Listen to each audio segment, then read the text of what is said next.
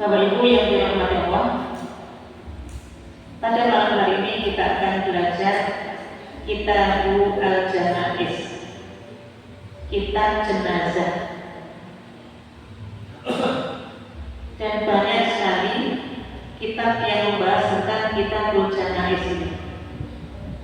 Hampir semua kitab fikih, baik yang matang maupun yang penjelasan, baik yang satu mazhab maupun yang perbedaan mazhab, pasti yang dibahas salah satunya adalah bab fikih jenazah. Dan pada malam hari ini kita akan mengkaji kitab jenazah ini dari kitab HPTN, Himpunan Putusan Tarjih Muhammadiyah. Dan insya Allah nanti kita akan tambahkan pendukung-pendukungnya dari kitab-kitab yang lain. Misalnya dari kitab Ahkamul Janaiz wa Bid'ah yang ditulis oleh Syekh Muhammad bin Nasiruddin Al-Albani rahimahullah ta'ala. Ini satu kitab khusus membahas detail tentang tata cara penyelenggaraan jenazah dari awal sampai akhir. Termasuk juga dalam kitab itu dijelaskan pelanggaran-pelanggarannya apa saja. Tadi yang juga disebutkan oleh Ustaz tadi tentang masih ada payung, masih ada kendi dalam perjalanan menuju kuburan, masih membawa beras kuning, nama malik, koin recehan, dilempar-lempar. Dan mungkin dulu juga ada yang membawa api, dibawakan api sampai kuburan, masih dibawakan kembang-kembang dan seterusnya. Untuk itu perlu kita belajar ini supaya seorang yang mungkin dulunya sangat perhatian terhadap syariat, sholatnya sudah berjamaah di masjid, sholat sunnahnya terjaga, menjaga betul adab dan sunnah-sunnah dalam syariat. Tiba-tiba ketika meninggal, qadarullah tinggal di lingkungan yang mungkin masih tetap dengan kebiasaan seperti itu. Karena memang kebiasaan yang ada, begitulah kemudian dikuburkan. Maka kita ingin dengan belajar ini kita memahami bagaimana sih syariat itu memandu kita ketika ada orang meninggal dunia, supaya hidup kita ini dari awal lahir, hidup dengan berbagai macam prosesnya sampai ketika kita meninggal, itu semuanya dalam panduan syar'i. Itu semuanya sesuai dengan apa yang Nabi ajarkan. Contohnya Bapak Ibu, betapa penting kita memahami ini, karena nanti sampai ketika kita meletakkan mayat di liang lahat, itu nanti sampai ajarkan detail kepada kita. Nanti ajarkan kepada kita apa yang harus kita lakukan kalau kita meletakkan jenazah itu. Ada satu doa yang ini menjadi penghujung doa terakhir kita untuk si mayit. Bismillah, alhamdulillah, Rasulillah.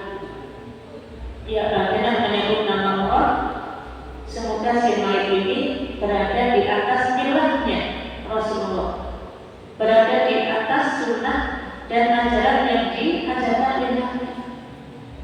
Coba, kalau kita tidak memahami secara detail sampai segitunya, terkadang ada yang lebih dipentingkan dibandingkan dengan sekedar membaca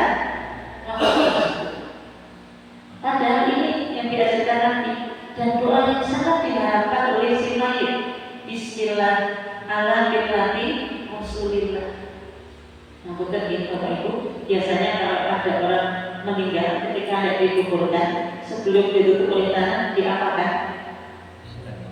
Diadani dan diiqamah. Padahal ada yang penting sakit, ini secara dasar, yang lebih penting secara pelaksanaan membaca kalimat tersebut. Nah, itu kita berharap belajar kitab jenazah ini suatu saat kalau mungkin ada warga kita atau muslimin, kita bisa praktekkan.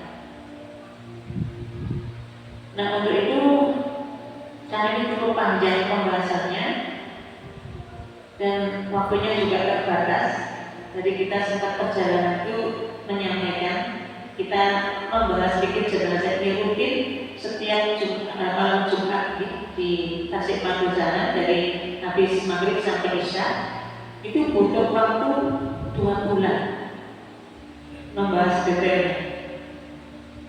Kita kaji dari kitab Sahih Fikih Sunnah wa Qiyamul. Butuh 8 pertemuan dari maghrib sampai isya. Kalau kita bahas sekarang semua bab tentang fikih jenazah kira-kira sampai subuh. Mungkin nanti kita cukupkan saja seperlunya. Semoga yang singkat ini cukup memberikan pemahaman kepada kita. Nah, jamaah yang dirahmati Allah, kita ringkas saja pembahasannya dari kitab Nabi BN. Ada 5 pembahasan utama ketika kita bahas fikih jenazah ini. Yang pertama tentang apa yang kita lakukan saat menghadapi orang yang sakit. Yang kedua, tata cara memandikan mayit. Yang ketiga, tata cara mengkafani mayit. Yang keempat, tata cara mensolatkan. Dan yang kelima, tata cara menguburkan. Ada 5 pembahasan utama. Kita akan sampaikan secara global dari 5 pembahasan ini. Kemudian nanti di akhir waktu kita akan praktek bagaimana cara memandikan jenazah dan bagaimana mengkafani jenazah. Yang memungkinkan untuk kita praktekkan dua poin ini. Oke, insyaallah sudah disediakan kain kapan dari Masjid Tabligh. Tidak tahu nanti pakai boneka atau apa? Contohnya boneka. Ada bonekanya. Nanti kita akan praktekkan bagaimana cara memandikan jenazah dan mengkafani jenazah. Baik, yang pertama Bapak Ibu, kita akan mulai dari apa yang Nabi ajarkan kepada kita saat mendapati keluarga, kawan, tetangga yang sedang sakit, lebih-lebih dalam kondisi sedang nazar menghadapi sakaratul maut. Di dalam kitab ini disebutkan, idza marida ahadukum falyasbir. Apabila salah satu di antara kalian mendapatkan ujian sakit dari Allah Subhanahu wa taala, falyasbir, maka bersabarlah. Kita sebagai seorang muslim, yang namanya musibah pasti, baik dalam bersakit, kekurangan ekonomi, masalah apapun, termasuk ketika kita sakit, maka bersabarlah. Dalam hadis disebutkan yang berarti maknanya, tidaklah seorang muslim ketika Allah berikan ujian kepadanya sampai perasaan khawatir, cemas, hatta syaukat yasuku fi badaniha, sampai duri yang menusuk di badannya. Ketika dia bersabar dengan musibah itu, maka akan menjadi sarana menghapus dosa. Maka ini penting Bapak Ibu, ketika Allah uji sakit kepada kita, jangan sampai kita menyalahkan Allah Subhanahu wa taala. Jangan kita sampai menyalahkan takdirnya Allah Subhanahu wa taala. Ada perasaan dalam diri kita, kok aku sih tidak Allah. Ini berarti apa? Nasuloh, ngeluh, tidak sabar dengan takdir yang Allah berikan. Maka bersabarlah ketika sakit, karena itu menjadi sebab diampuninya dosa-dosa kita. Wa ta'uduhu, kita yang sehat dalam Islam dianjurkan untuk menjenguk orang yang sakit. Nabi sampaikan dalam hadis, hakul muslimi ala muslim khamsun. Hak muslim satu dengan muslim yang lain itu ada 5. Di antaranya adalah iyadatul marid, menjenguk orang yang sakit. Kalau kita menjenguk orang yang sakit, dapat pahala. Tidaklah orang yang menjenguk orang yang sakit di pagi hari, maka dia akan didoakan oleh sejumlah malaikat sampai datangnya waktu sore. Siapa yang menjenguk orang sakit di waktu sore, maka akan didoakan malaikat sampai datangnya waktu pagi. Jadi menjenguk orang sakit itu bukan sekedar tradisi, bukan sekedar hanya tepos selirol dengan tetangga, tapi ini syariat. Menjenguk orang sakit itu punya keutamaan yang sangat besar. Dan tentu secara detailnya nanti ada akar-akarnya. Ada apa yang kemudian harus kita lakukan kalau kita menjenguk orang sakit. Dan yang paling penting di antaranya adalah mendoakan.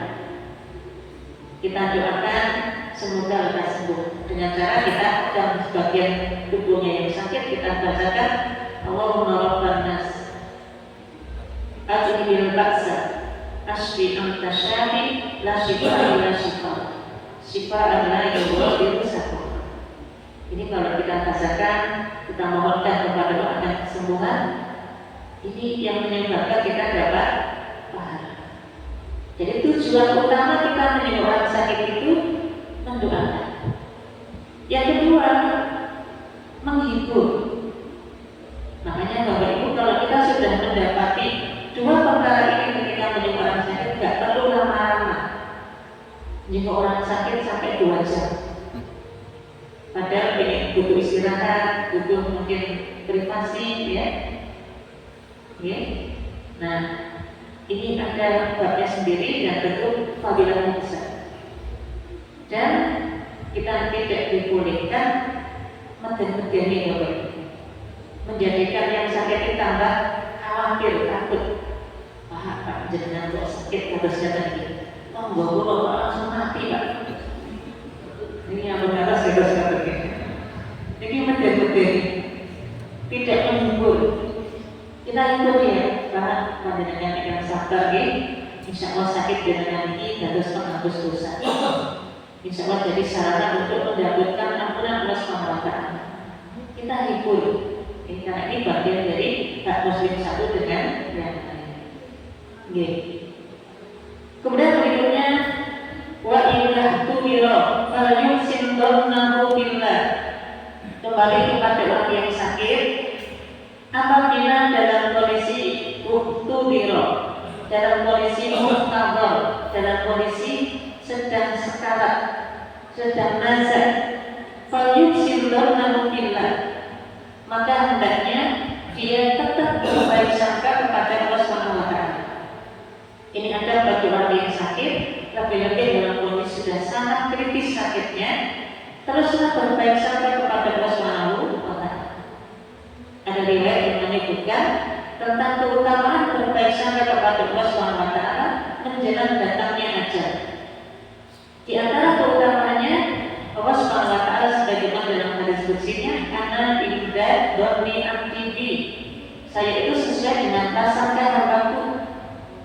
Kalau kita menjelang ajal itu berprasangka baik kepada Allah, mendapat ampunannya, mendapat rahmatnya, mendapat surganya, dimudahkan bisa mengucap kalimat tauhid, maka sebagaimana prasangka kita, Allah akan memberikan itu kepada kita. Maka berprasangka baiklah kepada Allah SWT. Kemudian apa lagi?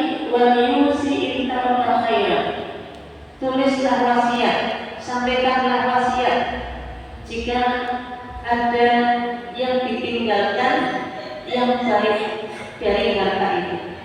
Nah, ini juga perintah untuk menulis wasiat. Bisa sifatnya tertulis, lebih bagus, gitu. Kalau tidak mungkin menulis, panggil mungkin beberapa keluarga untuk mendengarkan wasiatnya, agar orang saksi yang lain, supaya nanti wasiat ini bisa dijalankan. Nah, berikutnya Bapak Ibu, ini yang penting. Ini yang penting. Ini ada bagi kita yang sedang menunggu orang yang sedang nazar. Walakinuhu la ilaha illallah. Talqinkan orang yang nazar itu dengan bacaan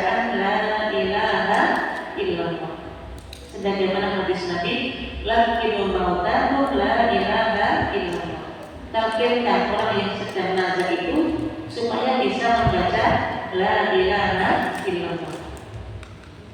Bagaimana caranya? Nanti dalam penjelasan yang berbeda disampaikan. Ini juga disampaikan bahwa simbol al-qiblat. Orang yang sedang nazar ini hadapkan ke arah kiblat. Ada dua cara. Yang pertama, bisa kita tinggikan. Ini kemudian misalnya kaki arah kiblat, misalnya ke sana ini, di sini kaki, sini kepala. Bisa kita sedikit tinggikan posisi tidurnya orang yang sakit ini sedikit tinggi, sehingga kepalanya menghadap ke arah kiblat, kakinya menghadap ke arah kiblat. Cara yang kedua, miringkan dia ke sisi kanan. Ini memang agak sulit untuk yang ini karena arah kiblatnya di sana ke sana, berarti mujurnya ini harus kemana? Utara selatan. Jadi repotnya kalau pas misalnya tempat tidurnya itu tidak menghadap ke situ. Karena nanti tadi disunahkan dimiringkan si orang yang sedang sakit ini ke arah berbaring di sebelah kanan, badan sebelah badan di atas sebelah kanan. Bahwa jiwu al-qiblat, hadapkan ke arah kiblat. Nah, dalam kondisi itu kita bisikkan di telinga sebelah kanan. Ini bagi kita yang menjaga, yang menunggu, bisikkan di sebelah kanan kalimat la ilaha illallah. Sudah? Tunggu dulu. Nggak perlu cepat-cepat. Tidak perlu, ayo Pak, cepat Pak, mau Pak, belajar dulu. Karena orang yang sedang sakit, proses dicabutnya itu sakit, betul-betul sakit. Maka kita pelan, kita katakan la ilaha illallah di telinga sebelah kanan. Sudah berhenti dulu, tunggu dulu. Ya, kita lihat apa yang beliau lakukan. Misalnya kita tunggu nggak muncul isyarat dari bibirnya, atau mungkin nggak muncul isyarat dari mungkin gerakan tangan dan seterusnya. Beberapa waktu ditunggu nggak muncul, baru kita mulai lagi. Sebelah kanan ini kita katakan la ilaha illallah. Ditunggu lagi. Nah, sekiranya orang yang sakit ini dengan isyarat lidahnya atau mulut bibir yang mengatakan la ilaha illallah, atau mungkin dengan isyarat tangan yang mungkin seperti ini, mungkin dalam hatinya dia sedang baca la ilaha illallah, maka biarkan. Sudah tidak usah diajak bicara, sudah tidak usah diajak diskusi apapun. Biarkan. Berharap itulah kalimat terakhir yang akan dia ucapkan. Sehingga Bapak Ibu di sini kalimat mangkana akhiru kalamihi atau hadis Nabi ini mangkana akhiru kalamihi la ilaha illallah dan melal jannah. Barang siapa yang akhir kalimatnya bisa mengucap kalimat la ilaha illallah, maka dia masuk surga. Itu tidak melazimkan orang mengucap kalimat la ilaha illallah terus meninggal. Kayak di sini terang gitu ya. Misalnya kan gitu ya. Kalau orang sakit terus mengucap la ilaha illallah meninggal. Kadang nggak seperti itu. Jeda antara dia mengucap kalimat la ilaha illallah sampai dia mungkin tutup usia, mungkin ada syarat. Dan itu masuk dalam kategori keutamaan kasus sakit.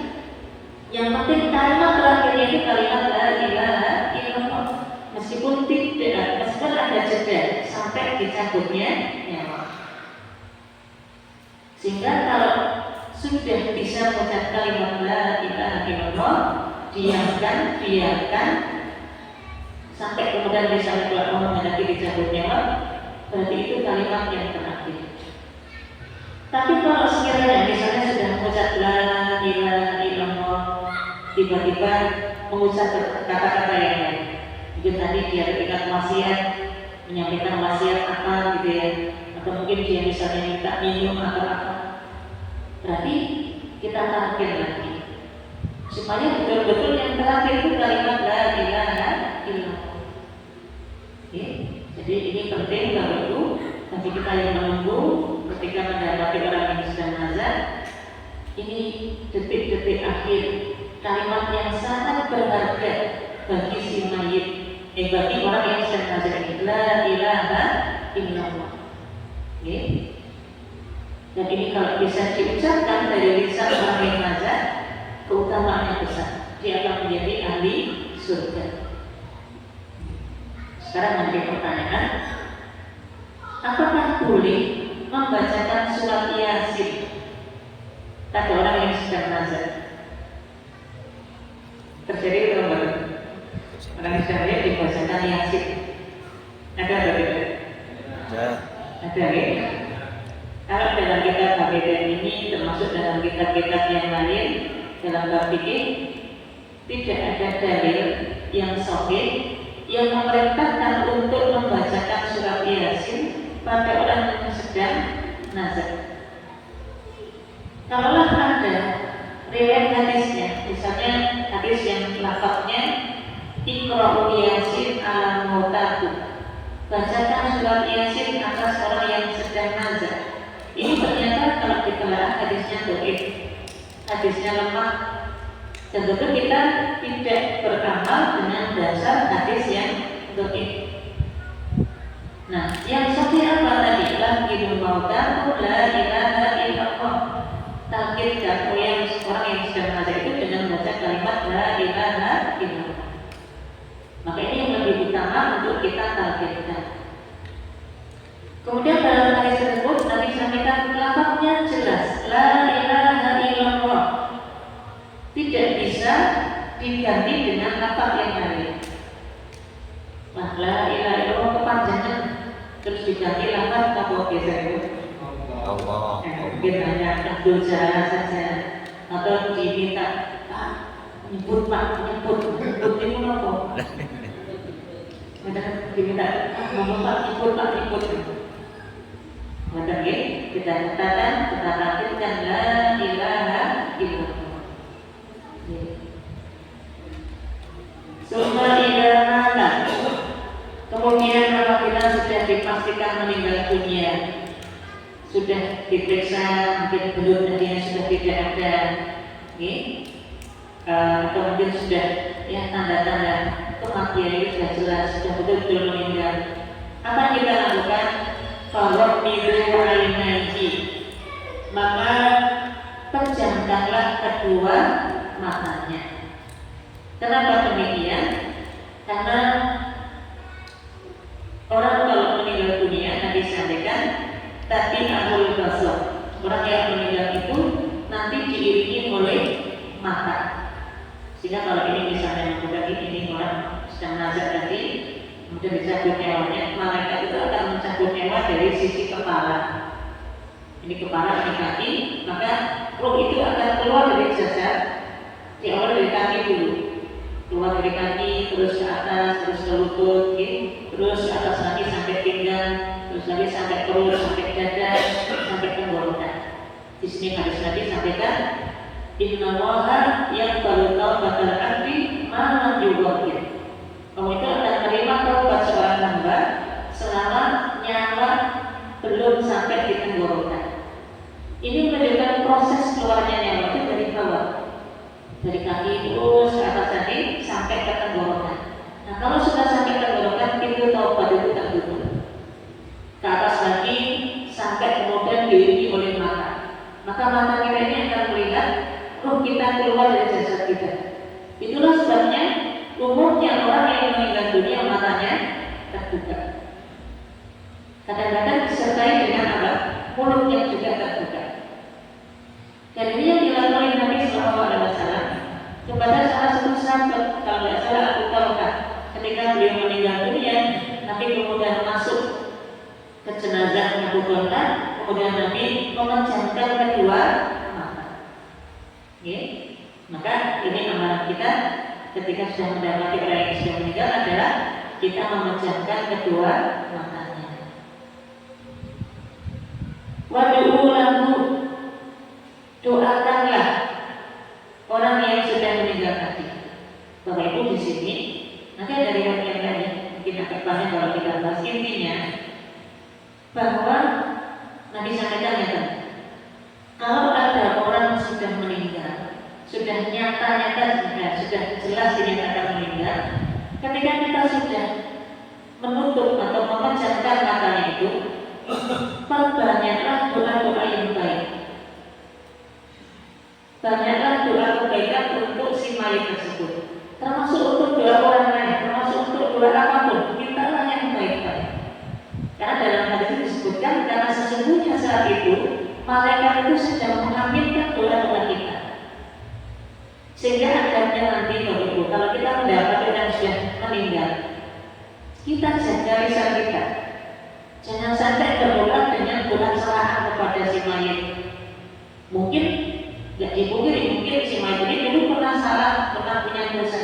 Itulah masa lalunya. Sekarang dia sudah meninggal, lisan kita jangan mengeluarkan kata celahan kepada si mayit tadi. Katakanlah yang baik-baik. Bagi orang Muslim, mintakanlah ampunan kepada Allah SWT. Mintakanlah supaya Allah SWT menerima amal ibadahnya.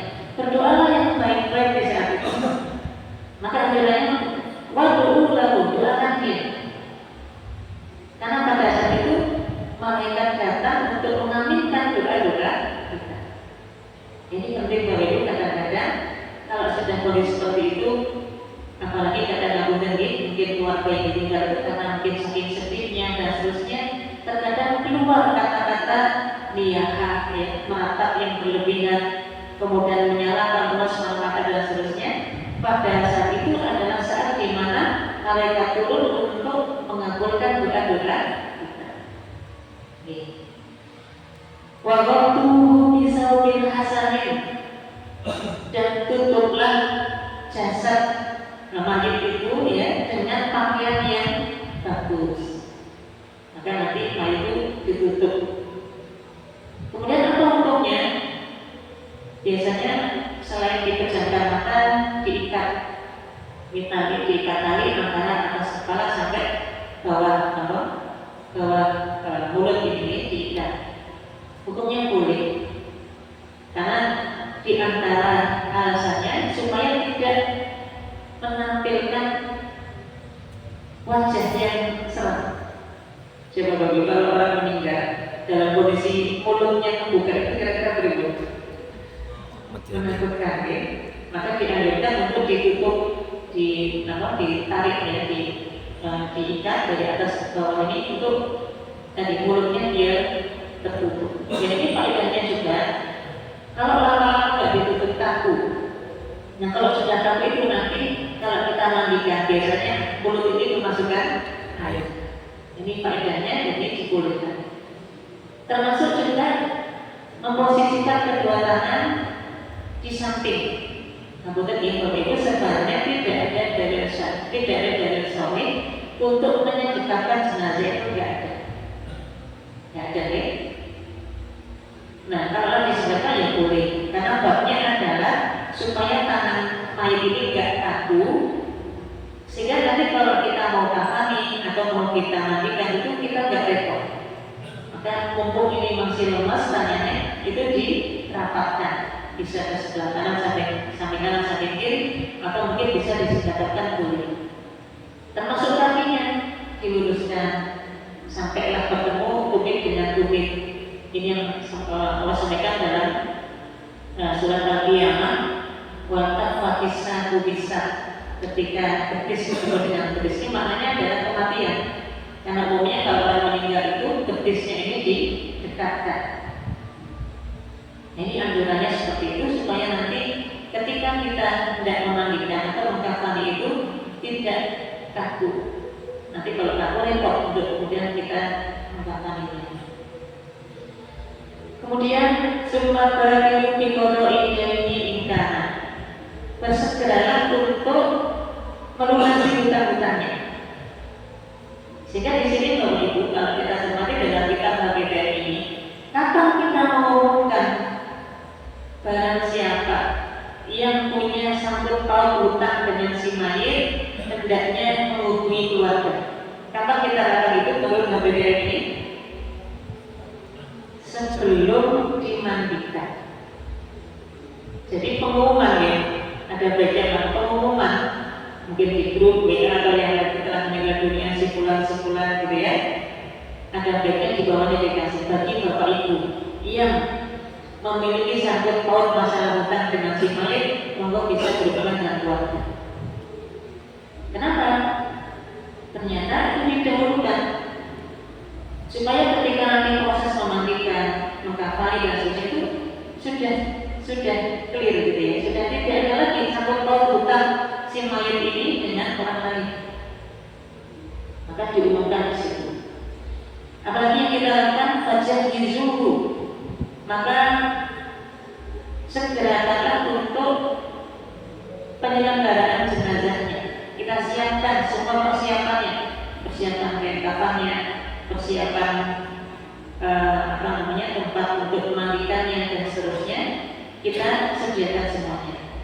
Wanuhu li ahlihi wa ikhwanihi muslimin, dan umumkan untuk keluarganya, kemudian kepada kaum muslimin secara umum. Ini menjadi anjuran kalau ada orang meninggal untuk disiarkan, untuk disampaikan. Karena memang ini ada hak muslim satu dengan muslim yang lain. Oke, Bapak Ibu, ini kurang lebih adat atau kesunahan saat kita mendapati orang yang sedang nazar sampai tadi meninggal dunia. Oke. Baik, sekarang kita akan masuk pada poin yang kedua tentang tata cara memandikan mayit.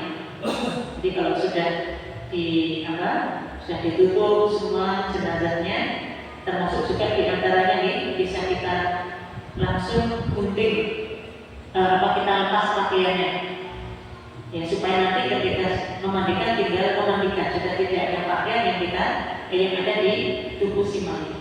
Jadi tadi sebelum kita tutup dengan kain, jari atau apa, itu kita lepas dulu pakaiannya. Biasanya kalau agak sulit langsung digunting saja ya, kiri kanan, samping kanan, samping kiri, kemudian kita lepas. Selamanya semuanya dilepas. Tapi ingat Bapak Ibu, nggak boleh melihat aurat si mayit, nggak boleh. Kita berusaha untuk menutupinya. Kita yang melepas dan kita amanah, tidak dibolehkan untuk melihat aurat si mayit. Termasuk nanti ada pembahasan di mana hukumnya melepas perhiasan atau hal-hal yang menempel pada si mayit. Misalnya si mayit ini pakai cincin emas, bolehkah kita ambil cincin emas ini dari si mayit? Nah, kaidahnya selama tidak menyakitkan si mayit boleh. Kalau misalnya kita ambil ini tidak sampai lecet atau sampai meninggalkan bekas luka kepada si mayit, boleh kita ambil. Kenapa demikian? Tadi sampaikan dalam hadis yang maknanya siapa yang mematahkan tulang mayit hukumnya sama dengan mematahkan tulang orang yang masih hidup. Ini menjadi dalil umum, tidak boleh kita menyakiti mayit. Kalau harus diambil, ambil pelan-pelan. Kalau tidak memungkinkan, tidak perlu diambil. Misalnya ada mayit giginya gigi emas, maka ada gigi emas itu. Ya misalnya ada, dan itu kalau diambil tidak sampai menyakitkan mayit, boleh. Tapi kalau sampai repot, mungkin harus sampai dibur atau apa istilahnya ini menyakitkan si mayit, kemudian diikhlaskan. Tidak perlu diambil karena ini menyakiti si mayit. Baik, Bapak Ibu, kita akan sampaikan tentang tata cara memandikan jenazah. Idza aradtum ghuslal mayyit fabda'u bil mayyit wa mawadi'il wudu. Apabila kalian ingin memandikan jenazah, maka mulailah dari yang sebelah kanan. Wa mawadi'il wudu, dan anggota wudu, anggota badan yang kita basuh pada saat wudu. Sehingga dari sini menjadi dasar memandikan jenazah itu sebenarnya sama kayak tata cara kita mandi besar. Makanya dalam bab fikih ketika bab tentang ghuslul jenazah, bab terkait dengan kapan kita diwajibkan mandi jenazah, salah satu poinnya adalah ghuslul mayyit, memandikan mayit. Jadi kalau kita sudah memahami urutan mandi besar, persis seperti itulah memandikan jenazah. Hanya saja kalau kita mandi besar berarti kita yang mandi, kalau mandikan jenazah kita yang memandikan jenazah. Caranya persis kayak kita seperti mandi besar. Nah, sering kita mungkin mendengar tata cara memandikan jenazah itu, mewudukan jenazah itu di awal atau di akhir? Ini pertanyaan. Memandikan jenazah itu kan ada wudunya. Mewudukan jenazah itu di awal atau di akhir? Di awal atau di akhir? Kita baca lagi HPTN-nya. Idza aradtum ghusla mayit, apabila kalian hendak memandikan mayit, faqtu bil mayamin wa maqabil wudu. Maka mulailah dari yang sebelah kanan dan anggota wudu. Maknanya mewudukan jenazah, berarti wudunya di awal. Wudunya di awal. Sebagaimana mandi besar, dalam bab mandi besar, tata cara mandi besar, hadis riwayat Aisyah, hadis riwayat Maimunah, itu kalau digabungkan wudu nanti ketika mandi besar itu wudunya di awal.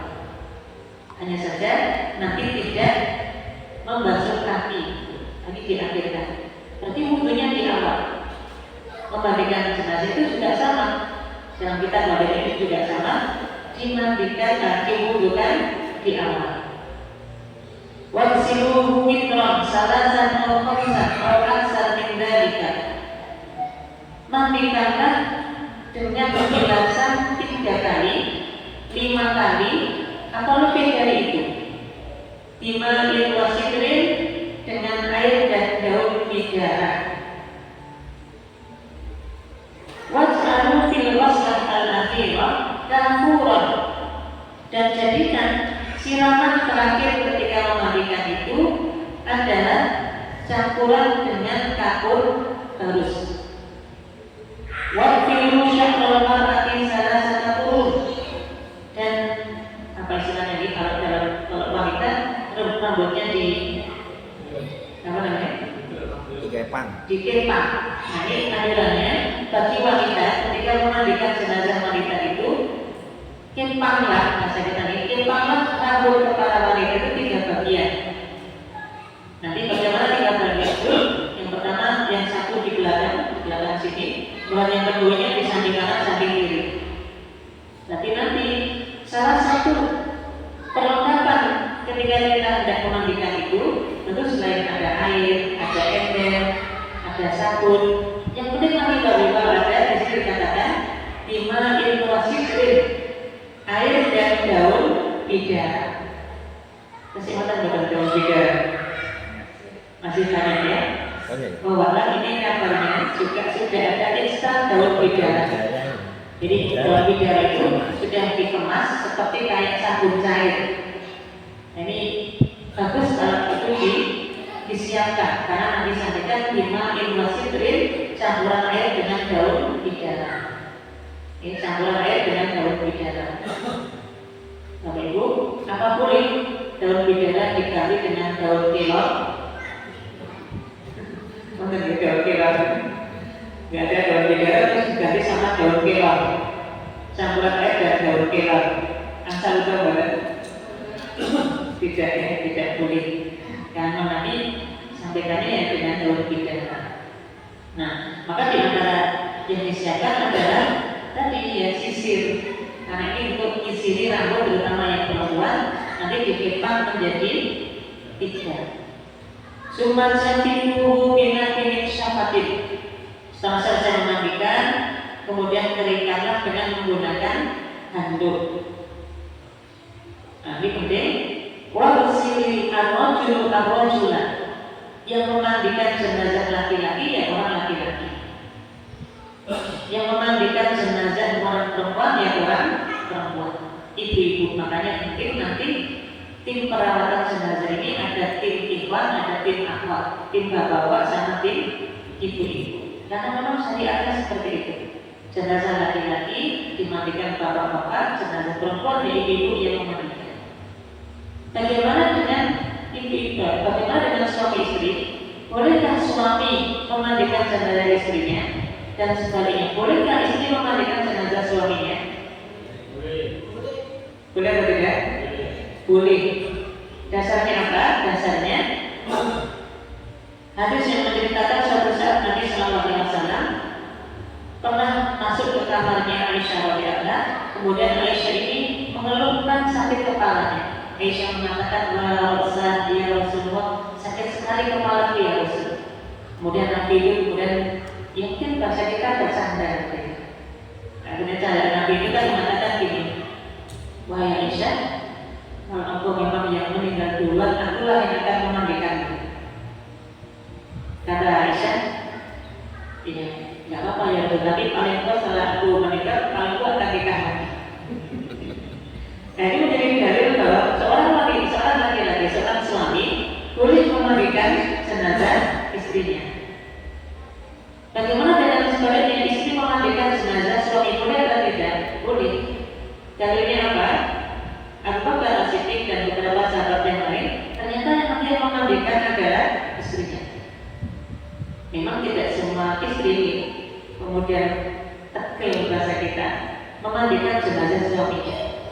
Tapi kalau memang bisa kemudian tidak berdampak mandorot, maka boleh seorang wanita memandikan jenazah suami. Kemudian ini juga penting, waktumu aidahu. Kalau kita memandikan jenazah, tutuplah aib si mayit ini.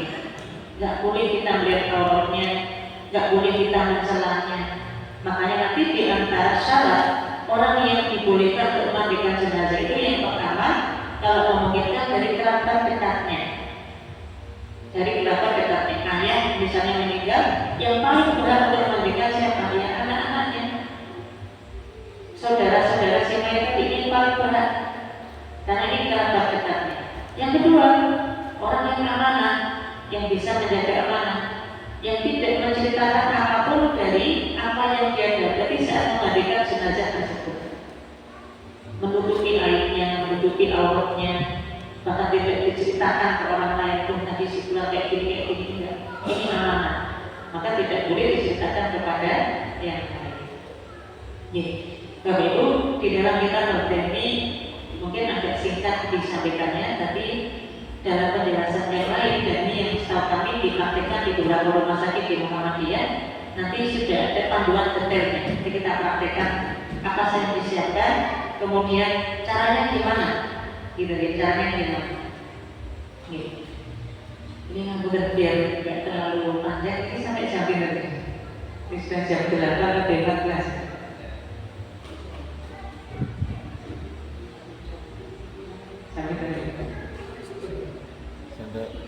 Kayaknya kalau semua kayaknya nggak cukup waktu ya. Ini singkat-singkat. Singkat saja. Baik. Mohon maaf ya, tapi mungkin kita coba satu lagi cara mengkafani mayit ya. Nanti setelah kita praktekkan biar lebih dekat dan ada pertanyaan lagi. Baik, berikutnya Bapak Ibu kita akan sampaikan cara mengkafani mayit, takfirul mayit. Wakafiru al-mayyita kafanan hasanah. Kafanilah mayit itu dengan kain kafan yang bagus. Fisya bil menggunakan kain kafan yang berwarna putih. Disampaikan dalam hadis, al-bisu al-bayat, pakailah pakaian yang berwarna putih. Wakafiru mautahu, dan kafanilah mayit kalian dengan kain yang berwarna putih. Fa'innahu khairu siyabikum wa athhar.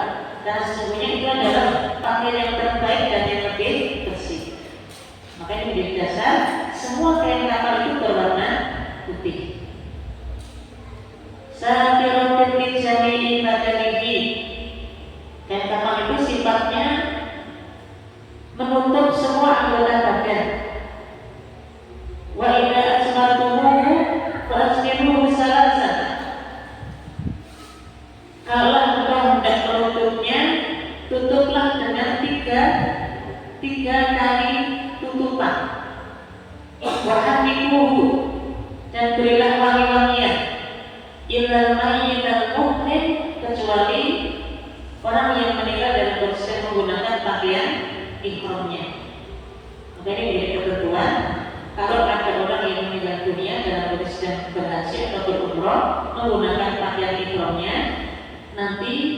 dikafani dengan kain kafan pakaian ihramnya itu tadi. Tidak perlu ditutup wajahnya dan tidak perlu dikasih minyak wangi. Ini khusus untuk orang yang meninggal dalam kondisi berihram. Nah, kemudian Bapak Ibu, dipahami oleh sebagian masyarakat kita bahwa orang yang sudah berhaji dan berumrah itu kemudian kain ihramnya dibawa pulang ke rumah dan menjadi sebuah keyakinan kalau dia meninggal dunia nanti dia akan dikafani dengan kain kafan ihramnya. Padahal tidak. Ketentuannya yang dibolehkan atau yang dianjurkan oleh Nabi seorang dikafani dengan kain kafan ihramnya itu adalah saat dia dalam berihram kemudian meninggal dunia. Itu yang menjadi ketentuan, dia dikafani dengan kain kafan ihramnya tadi, dengan tidak ditutup kepalanya, tidak dikasih wangi-wangian dan seterusnya. Tapi kalau orang yang meninggalnya tidak dalam kondisi berihram, berarti kembali sesuai dengan kaidah besarnya tadi dikafani dengan kain kafan warna putih biasa, meskipun dia sudah pernah ihram atau haji. Wakafilu ar-rajula salasata asyabin. Kafanilah para laki-laki dengan 3 lapis kain kafan. Wal mar'ata bil khifan summa dir summa khimar summa dirhafal summa saw. Kalau perempuan dikafaninya dengan menggunakan 5 lapis. Saya ulangi, kalau laki-laki berapa lapis? 3 lapis. Kalau perempuan 5 lapis. Nah, di dalam kitab ini disebutkan 5 lapis itu kayak apa saja bentuknya. Yang pertama, al-hiqor. Al-hiqor ini biasa kita sebut dengan basahan. Kemudian adil ini kain yang menutupi bagian dada dan punggung. Maka nanti atau mungkin biasa disebut dengan istilah gamis. Nah, biasanya nanti di antara kain kafan yang disiapkan oleh korban untuk jenazah korban itu adalah kain kafan yang sudah dibentuk seperti kayak baju gamis. Misalnya ini kain kafan terus misalnya ini kain kafan segini, terus nanti dibelah seperti ini, dilipat seperti ini, kemudian di sini digunting ya, dilubangin. Nah, nanti ini dikasih dijahit digunting lagi ke sedikit ke sini. Nanti di sini kayak gini, terus dimasukkan kepalanya ke sini. Nah, ini nanti akan menutupi dada dan punggung. Ini namanya adil.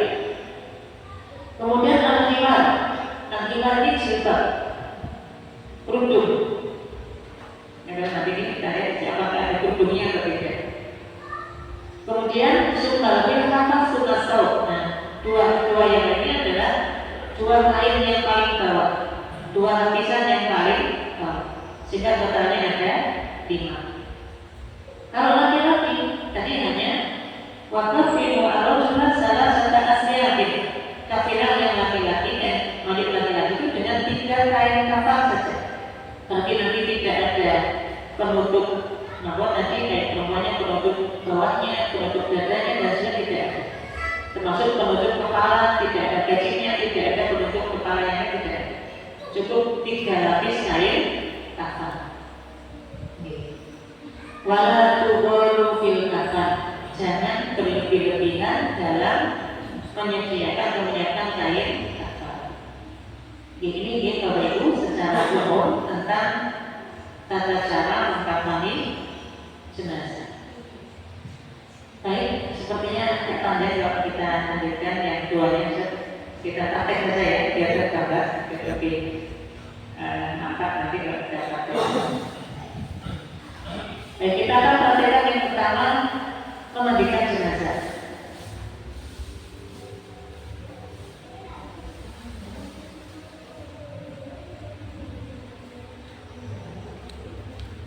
Monggo timnya, Pak Edi.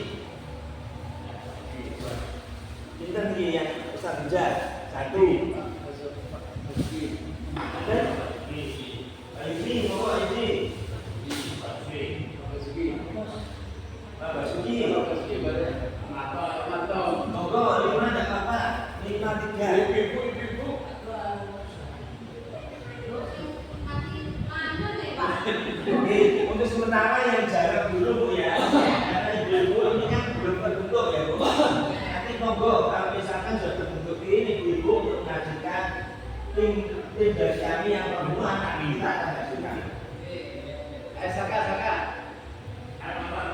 Monggo, 1, 2.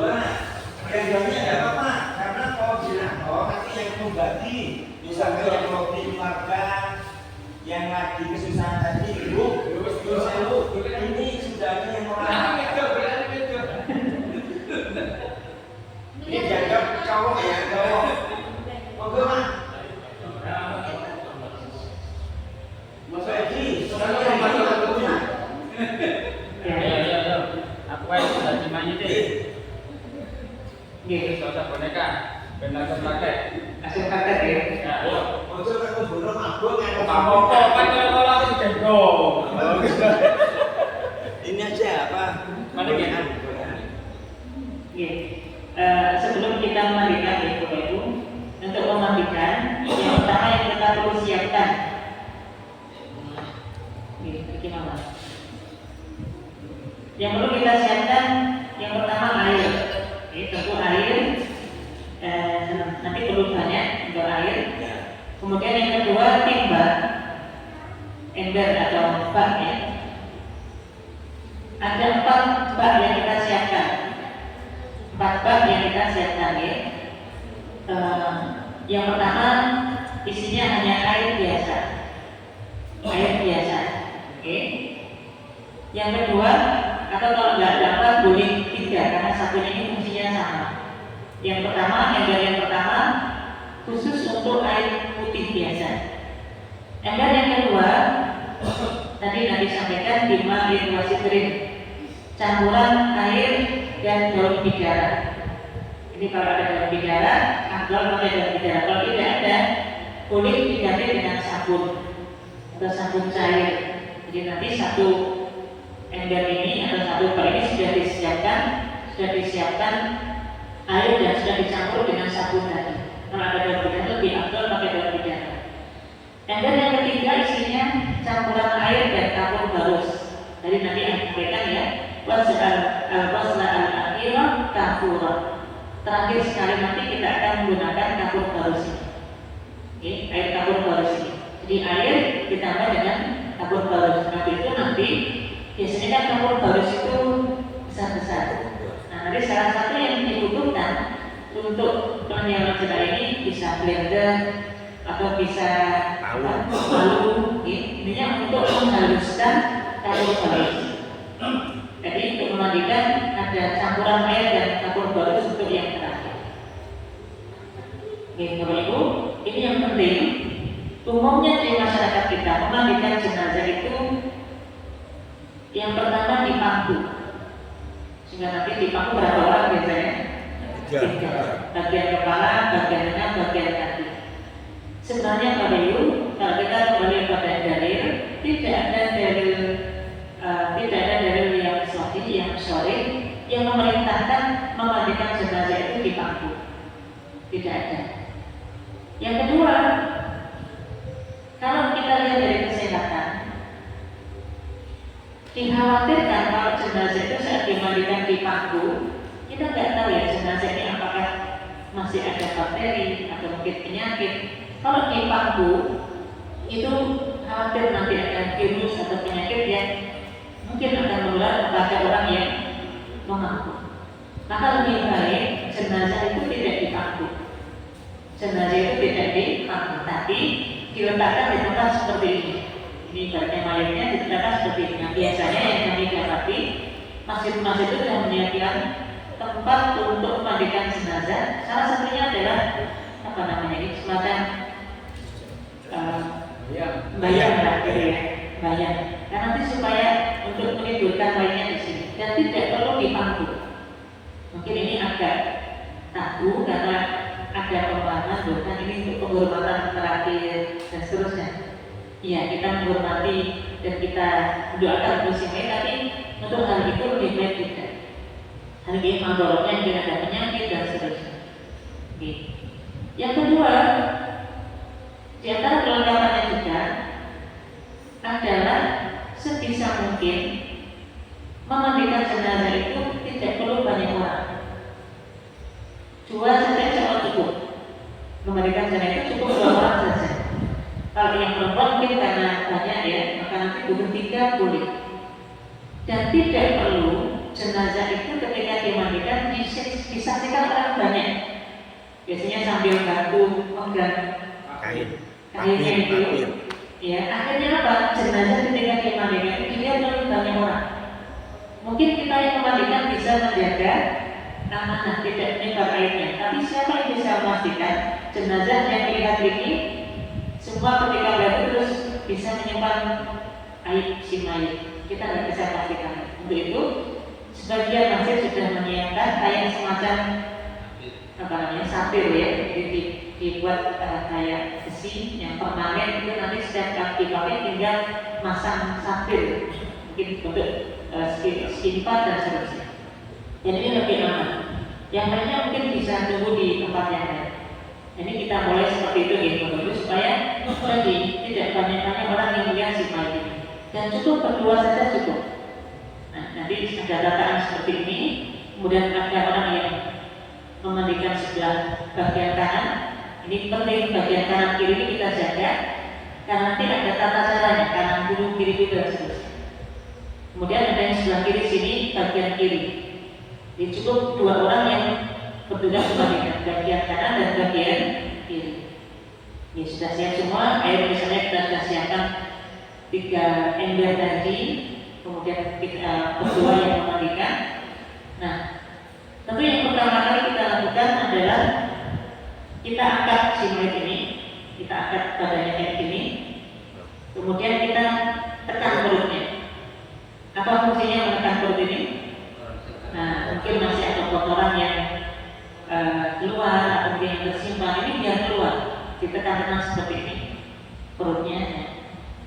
Maka nanti kalau ada keluar kemudian dibersihkan, ya, ditekan lagi, keluar lagi sampai sudah tidak ada yang keluar. Okay. Kalau sudah ditekan, sudah tidak ada yang keluar, baru kemudian kita istinjakan. Istinjakan tadi artinya kita cipoi, bagi yang kemaluan depan maupun kemaluan belakang dicobai. Dan kita boleh ingat, tidak boleh melihat aurat. Ini penting, tidak boleh melihat aurat. Sehingga ini tadi tetap posisinya ada tutup. Nah, ini godaannya perempuan. Ini tetap ditutupi kayak gini. Sehingga kalau menekan ini tetap ditutupi. Kalau tidak mengira mungkin bisa dibuka sedikit kemudian dimasukkan. Kita penglihatan mata kita nggak boleh melihat aurat si mayit. Kalau ini mungkin yang di bawah, ya mungkin kita bisa miringkan sedikit, kemudian kita gosok dari bawah. Nah, ini penting Bapak Ibu. Mungkin agak kesannya gimana gitu ya. Dianjurkan bagi yang memandikan jenazah itu pakai apa namanya? Sarung tangan. Ya, sarung tangan ini penting karena kita akan bersentuhan dengan najis. Mungkin kalau ya jaga-jaga ya ada mungkin bakteri dan seterusnya yang ada pada si mayit ini. Nah, ini pertama kita keluarkan dulu kotorannya dan kita bersihkan. Nah, berikutnya apa? Tadi wabda bil mayamin wa mawadhi'il wudu.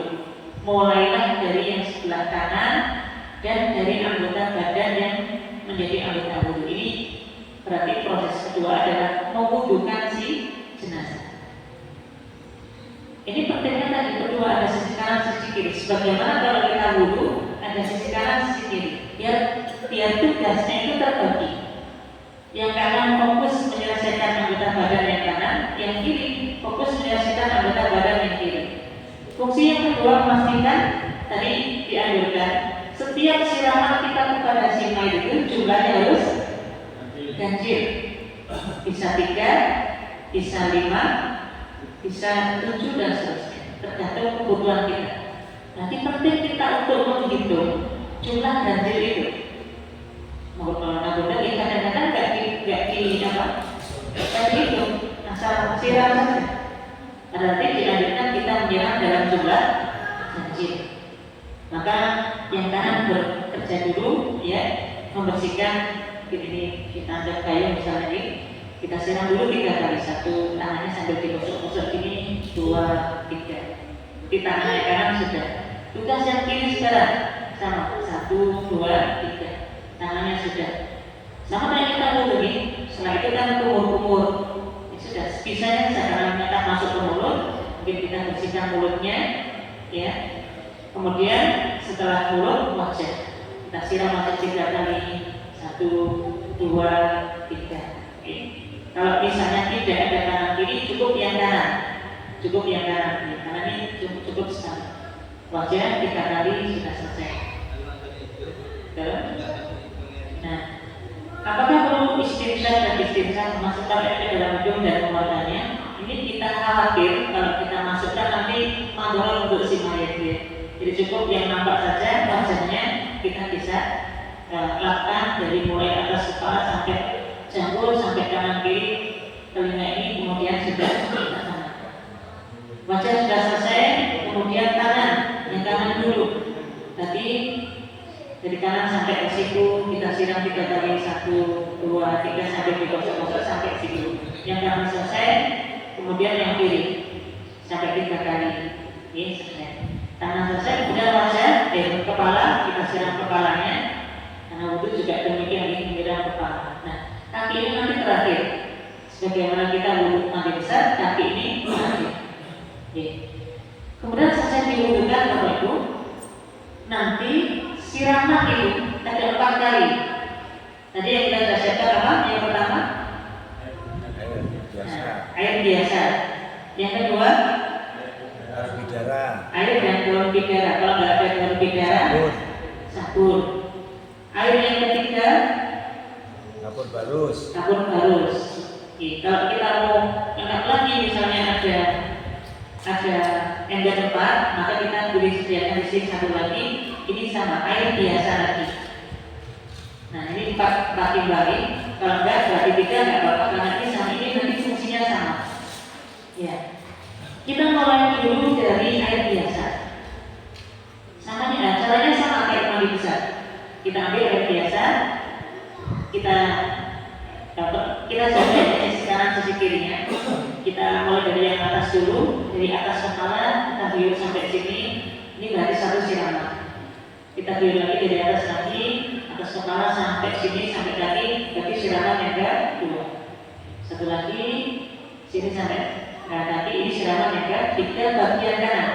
Sekarang tugas bagian kiri, sama dari atas 1, 2, 3.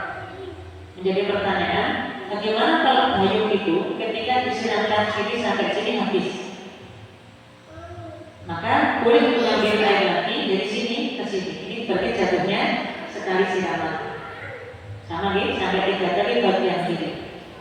Ini bagian kanan kiri yang atas. Kan bawahnya belum. Nah, maka perlu dibaringkan. Nah, gini. Sekarang kita akan mulai menyiram bagian belakang yang kanan dulu. 1 dari atas, 1, 2 sampai digosok-gosok kulit. Ya. 1, 2, 3 selesai yang kanan. Baringkan lagi yang kiri. Sekarang tugas yang kiri dari atas 1, 2, 3. Nah, ini berarti Daripada nanti lupa, langsung kita tanyakan aja. Untuk yang mengirimkan itu kan ada 2 petugas. Apakah yang satu cukup memegangi untuk bisa mengirimkan, sama yang menggosok yang mengguyur, bagian mengguyuran satu gimana? Berarti hitungannya tetap masih di hitungan yang 1. Misalnya yang miring tadi, yang miring tadi, kalau untuk mengirimkan boleh kerjasama. Yang kanan boleh, yang kiri boleh, nggak masalah, silakan. Nah, untuk yang menyiram ini tentu lebih utama yang kanan, karena ini bagian yang kanan. Yang mungkin tidak tahu mana bagian yang sudah kena air, mana yang belum. Di kanan, yang bagian belakang dari kepala sampai sini 1, 2, 3. Selesai 3 kali, berikan lagi. Untuk yang sebelah apa? Kiri. 1, 2, 3. Selesai. Ini siraman yang pertama. Tadi siraman pertama gunakan apa? Air biasa. Selesai itu siraman yang kedua. Tadi campuran antara air dan daun bidara. Caranya sama. Bedanya ini menggunakan air dan daun bidara. Atas 1, 2, 3 sebelah kanan, 1, 2, 3 sebelah kiri. Miringkan lagi. 1, 2, 3. Miringkan lagi.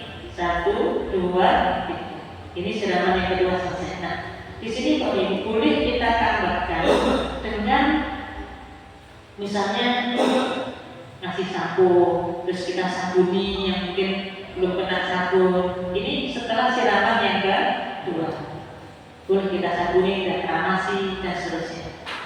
Nah, siraman yang ketiga tadi, ini siraman menggunakan air putih biasa. Fungsinya apa? Ya tadi untuk kombinasi baca kita. Caranya sama, dari atas 1, 2, 3. Selesai, yang kiri 1, 2, 3. Berikan lagi 1, 2, 3.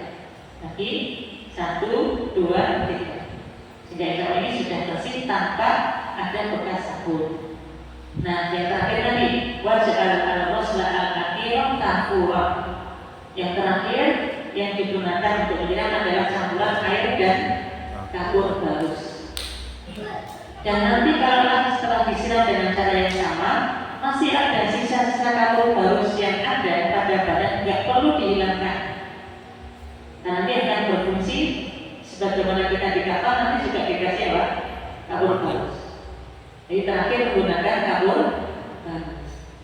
Nah, kalau sudah selesai siraman yang keempat untuk ibu-ibu nanti di apa namanya tadi?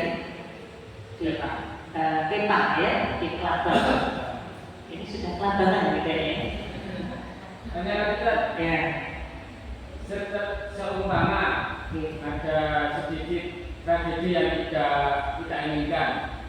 Kalau setelah dibilas dengan bilasan yang ketiga tadi sebelum dimandikan dengan air yang terakhir dengan kapur barus, jika ada tragedi seumpama si jenazah itu mengeluarkan cairan, tidak tahu itu dari duburnya atau dari kemaluannya, apakah kita wajib mengulangi atau gimana cara penanganannya? Iya. Misalnya dalam proses memandikan di siraman kedua atau ketiga tiba-tiba ada cairan atau mungkin ada kotoran yang keluar, maka dalam ini tidak perlu diulangi, cukup kita membersihkannya saja. Misalnya ada cairan yang keluar, ya kita siram bekas kotorannya tadi kita siram, atau mungkin kalau ada menempel misalnya di badannya kita bersihkan. Misalnya itu cukup dan tidak perlu mengulang. Kenapa? Karena dalam mandi besar kan juga demikian. Kalau itu nggak boleh ya, dalam mandi besar. Ketika kita mandi besar, setelah mungkin nanti berwudu dan seterusnya, tiba-tiba kita buang angin. Apakah perlu kita mengulangi dari awal mandi besar kita? Jawabannya nggak perlu. Jawabannya nggak perlu. Kita teruskan. Hanya saja kalau kita hendak sholat, wudu lagi. Ini bedanya. Kalau kita dari awal mandi besar sampai akhir tidak melakukan pembatal wudu, berarti ketika kita hendak sholat nggak perlu wudu lagi, karena kita tidak melakukan pembatal wudu. Tapi ketika kita mandi besar, kemudian ada pembatal wudu yang kita kerjakan, hakikatnya tetap sah mandi besar kita. Hanya saja pada saat kita hendak sholat kita diperintahkan untuk wudu lagi. Sama kayak mandikan jenazah ini. Ketika ada keluar kotoran atau mungkin yang lainnya, cukup kita bersihkan. Tidak perlu mengulang dari awal. Kata G. Nah, tadi di kepang atau di kelabang ini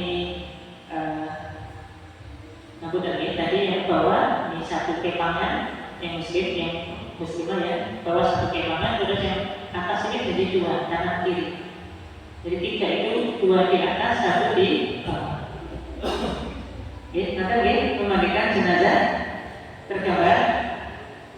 Mungkin Ada pertanyaan dulu, monggo. Untuk yang terakhir itu yang aku itu menjelaskan itu sekali siram atau senyawa. Jadi yang untuk siraman yang keempat yang menggunakan air dan kapur barus tadi, secara siraman tata caranya sama. Cara pertama, cara kedua, cara ketiga, siraman pertama, siraman kedua, ketiga dan keempat ini semuanya caranya sama. Jadi ketika tidak menyiram pakai air dan kapur barus tadi, tetap kalau dari atas angkat dulu 3 kali dari atas ke bawah 1, 2, 3. Kemudian yang kiri 1, 2, 3. Terus dimiringkan seperti ini 1, 2, 3. Terus dimiringkan lagi yang sebelah kirinya 1, 2, 3. Nah, sudah berarti sudah selesai. Nah, kemudian tadi dikeringkan ya, wajah tifuhu ingin sifatin atau biman sifatin dengan handuk atau mungkin kain jari atau apapun untuk mengeringkan air-air yang masih tersisa di badan si mayit. Adapun untuk kapal baru ini nggak perlu dibersihkan, dibiarkan saja. Ya, yang kita yang kita hilangkan itu adalah bekas-bekas airnya ini, sehingga kalau kena handuk bisa nyerap gitu, sehingga tidak ada air yang masih menempel di mayit. Nah, ini penting Bapak Ibu, ini kan tadi basah ya. Nah, sama prinsipnya tidak boleh kita lihat auratnya. Maka di antara yang sudah disiapkan kain jari atau kain yang lain yang masih kering taruh di atas, kemudian ditarik pelan-pelan, kemudian yang kering tadi bisa digunakan untuk menutup auratnya.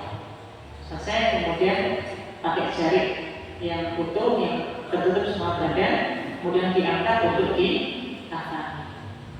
Saya kira ini sudah memberikan pemahaman kepada rekan-rekan sebagai tim perawatan jenazah. Untuk yang terakhir, masalah mengusap itu jenazahnya diusap-usap kayak kita kalau habis mandi ambil itu, atau cukup di bahasanya ditempelkan sama di belakang itu bahasanya.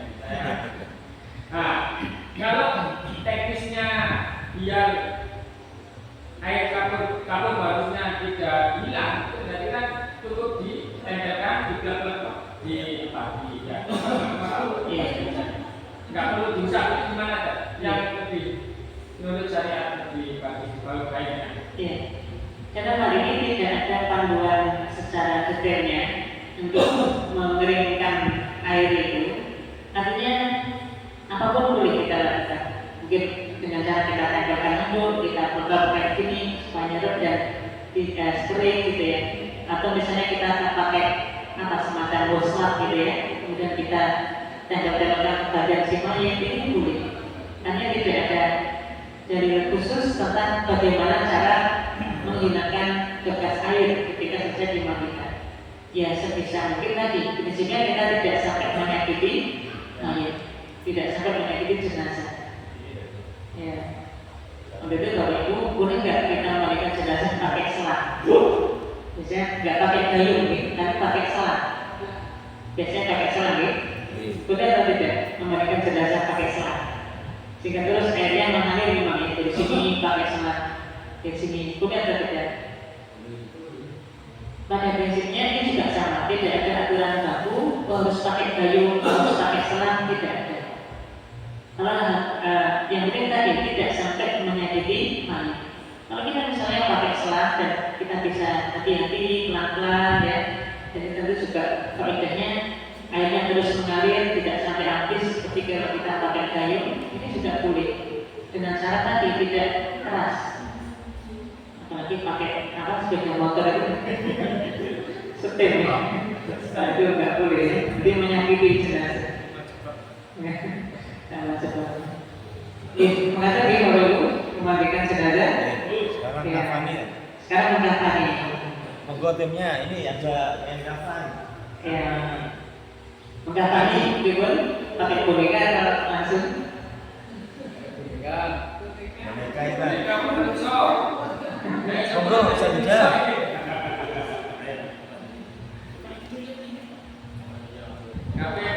Gotongnya wong telu iki kok gotong. Ya. Pak, tunggu Pak. Dipraktekkan Pak. Kayak dilempar ini lebih jelas, Pak. Dan sebelum kita memandikan mengkafani jenazah, yang perlu kita persiapkan tadi untuk kain kafan laki-laki jumlahnya 3 lapis. Coba. Khusus laki-laki dulu tadi. Khusus laki-laki dulu. Biar Ya. waktunya. Ya.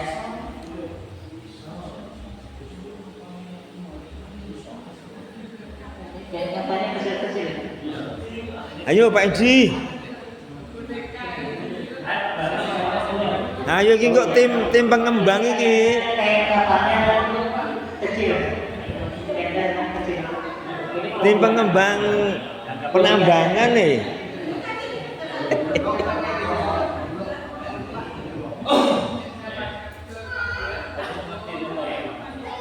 Ya ini kayaknya kayak kamarnya kecil, jadi kita pakai boneka saja. Iya. Oke. Bapak Ibu, yang perlu kita siapkan sebelum kita menghafali, tentu yang pertama kain kafan, nanti ketentuannya, yang muslim 3 lapis, yang perempuan 5 lapis. Yang kedua, ini apa namanya? Tali. Tali.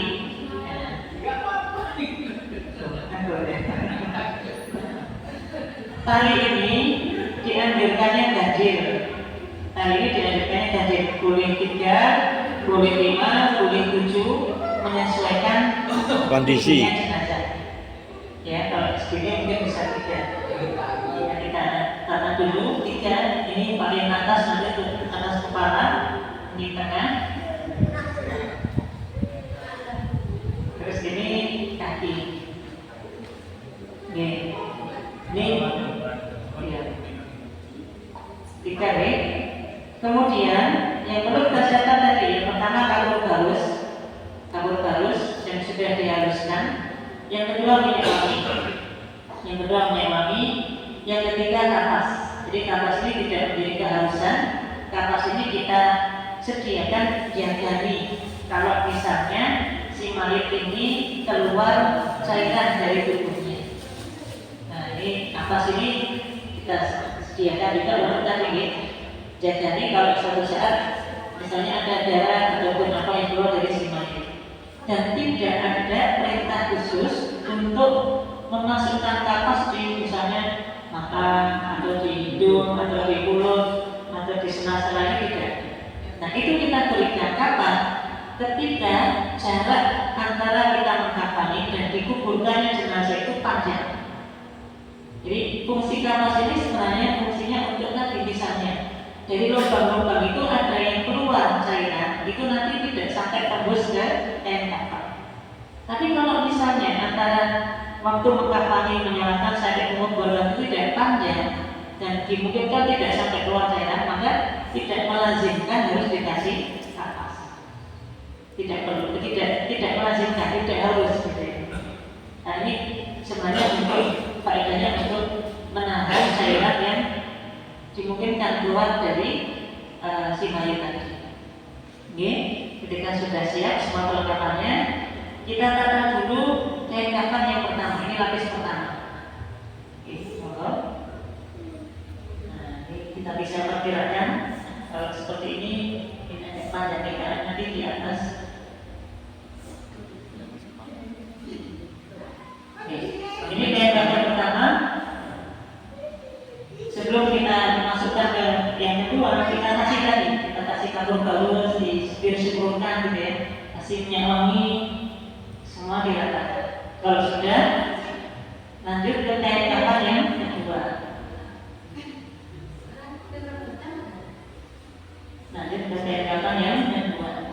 Nah, sama kain kafan kedua, sama dikasih tadi kabur galus, disempurkan kabur galus, kasih minyak wangi sampai rata.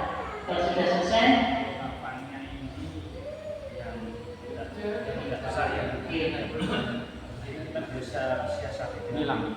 Siksak. ya. Kalau yang 90 Tat. Iya, bisa. Ya, siksak. Ke utara. Sedikit. Ya. Ini kalau untuk yang Sembilan. tapi kalau kafannya ini besar, orangnya kecil ya tidak perlu. Oke. Makanya dianjurkan kalau beli yang kain kafan gini yang ukurannya 1,5 lebarnya. Itu cukup semua, itu sudah los. Iya, tanpa intinya untuk menutupi ini apa? Mentelungkupi jenazah biar tidak kelihatan gitu aja. Monggo lanjut. Ini kabupaten sebenarnya fungsi 3 lapisan ini nanti karena terkait dengan cara pelipatnya. Jadi satu kain kafan ini, satu lapis ini nanti fungsinya untuk menutup 1 lapisan. Sehingga misalnya disediakan kain kafan yang kurang misalnya, sehingga harus digeser dari ini. Sehingga habitatnya 2 kain kafan ini dirangkap tadi untuk bisa menutupi satu lipatan. Iya. Ini kira-kira dihitung satu kain kapal atau dua kain kapal? Satu ya. Sehingga resikonya kalau memang nanti kain kapal itu pendek, sehingga untuk menutupi tubuh jenazah itu kok kurang, berarti dua kain kapal ini dihubungi satu. Kalau misalnya kayak gini berarti butuh berapa kain kapal? 6. Jadi resikonya kalau nggak disambung bisa dijahit ya. Untuk jaga-jaga kalau memang si baik ini bisa. Ini sudah yang kedua. Tadi kita sudah kasih kapur baru, sudah kita kasih minyak wangi.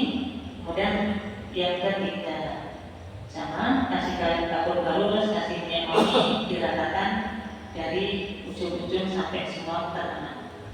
Kalau sudah siap, jenazahnya diangkat. Nah, ini sama gini, jadi awalnya tetap ini nggak boleh kebuka dulu. Ya, ini tadi seperti ini. Nah, baik, gimana cara kita melihat? Dahulukan yang kanan dulu. Ini kan sebelah kanan ya. Dahulukan yang kanan dulu dan dimulai dari kaki. Nah, di sini kanan dulu ini dirapikan, masukkan ke sini. Dimulai dari kaki dulu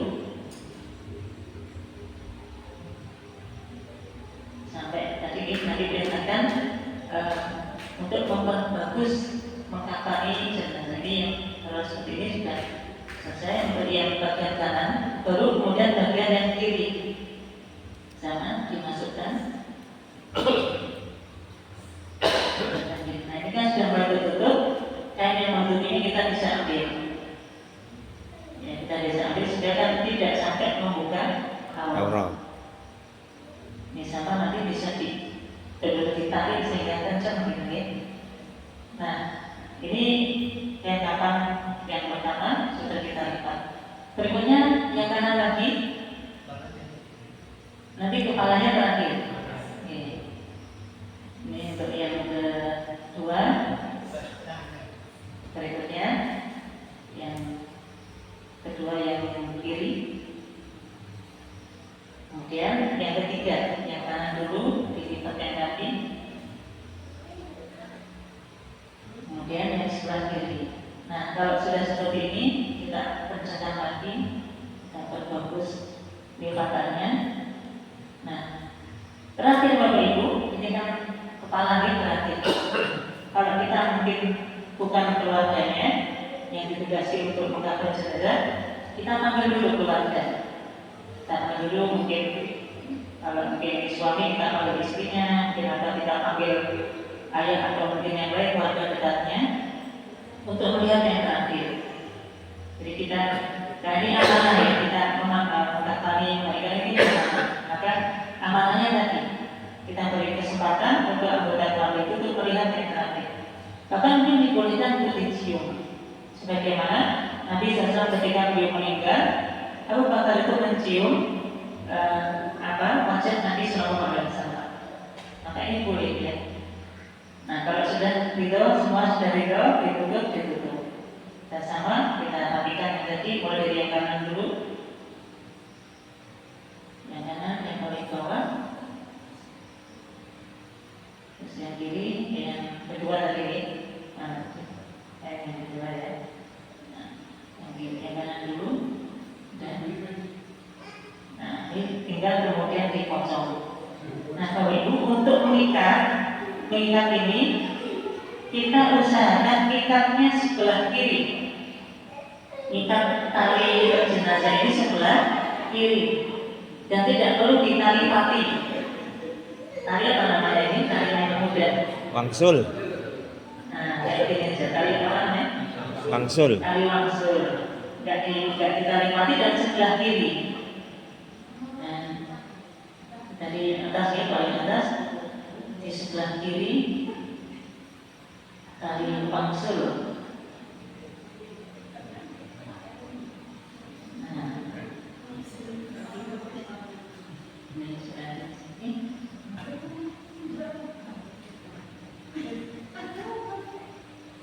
Sebenarnya untuk menemukan sebelah kiri ini juga tidak ada dalil solidnya ya.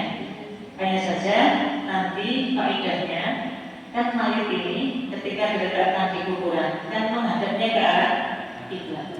Maka kalau ada kiblat ke sana dan nanti posisinya akan miring seperti ini. Boleh nanti dikasih batu-batu boleh di sini. Nanti kan diadakan untuk dilepas. Sehingga ketika kita melepas ikatan ini kita nggak repot-repot lagi. Karena posisinya sudah di atas yang sebelah kiri tinggal kita tarik dilepas. Ditarik dilepas sudah selesai. Apakah ada ketika menguburkan jenazah pipinya ini harus nempel di tanah? Biasanya ini diudari lagi ditempelkan di tanah atau di telinganya ditempelkan di tanah. Ini sebenarnya juga tidak ada perintah secara khusus. Perintah yang ada itu cukup untuk melepas saja. Melepas. Nah, sudah selesai. Jadi ini nggak perlu diadani, nggak perlu diinformati. Jadi ketika kita meletakkan jenazah ini dan nanti saat meletakkan jenazah, saat dimasukkan ke alat kubur itu, diambilkan yang kaki dulu. Jadi kita biasanya dipopong perhatikan, kaki dulu yang dimasukkan, ini dulu yang masuk, kemudian baru kita badan yang lain. Ini sambil meletakkan, orang yang di dalamnya sambil meletakkan baca Bismillah ala millati Rasulillah atau Bismillah ala sunnati Rasulillah. Oke, selesai. Kemudian kalau bisa dilepas, sudah selesai. Melepas ini kan udah senang. Enggak, iya. Itu pun juga tidak ada perintah secara iya. Apa itu lupa jadi kosong? Kalau nggak dilepas pun juga nggak masalah. Kalau nggak dilepas pun juga nggak